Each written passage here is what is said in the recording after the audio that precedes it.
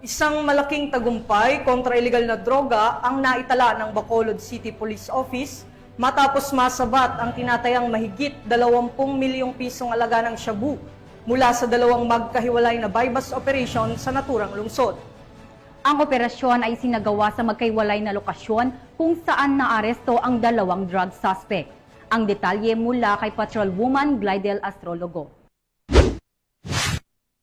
Malaking tagumpay sa hanay ng pulisya at sa kanilang kampanya kontra kalakaran ng iligal na droga matapos ang matagumpay na operasyon ng Bacolod City Police Office. Nito lamang ika-18 ng Mayo taong kasalukuyan kung saan dalawang hinihinalang drug personality ang naaresto at nasa humigit kumulang 3,500 gramo ng hinihinalang shabu na nagkakahalaga ng tinatayang 23.8 million pesos ang nakumpiska. Sa isinagawang drug buy-bust operation ng City Drug Enforcement Unit ng Bacolod City Police Office sa pangunguna ni Police Lieutenant Colonel Antonio Benetes Jr. sa Country Home Subdivision, Barangay Estefania, Bacolod City, ay naaresto ang isang high-value target na nakilalang si alias Jom, lalaki walang trabaho at residente ng nasabing lugar. Umabot sa humigit kumulang 2,500 gramo ng hinihinalang shabu na nagkakahalaga ng tinatayang 17 million pesos ang nakuha mula sa suspect. Bukod pa rito ay nagsagawa rin ng hiwalay na operasyon ang Police Station 2 sa Purok Lampirong, Barangay 2 sa pamumuno ni Police Major Eugene Tolentino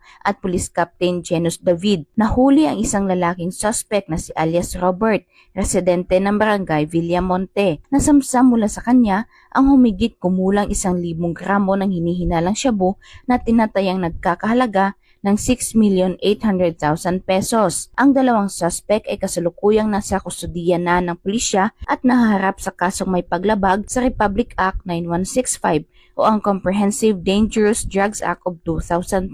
Pinuri ni Bacolod City Police Office City Director Police Colonel Jeresti P. Coronica ang mga operatiba sa kanilang dedikasyon at ipinahayag ang patuloy na determinasyon ng BCPO sa pagsugpo ng iligal na droga.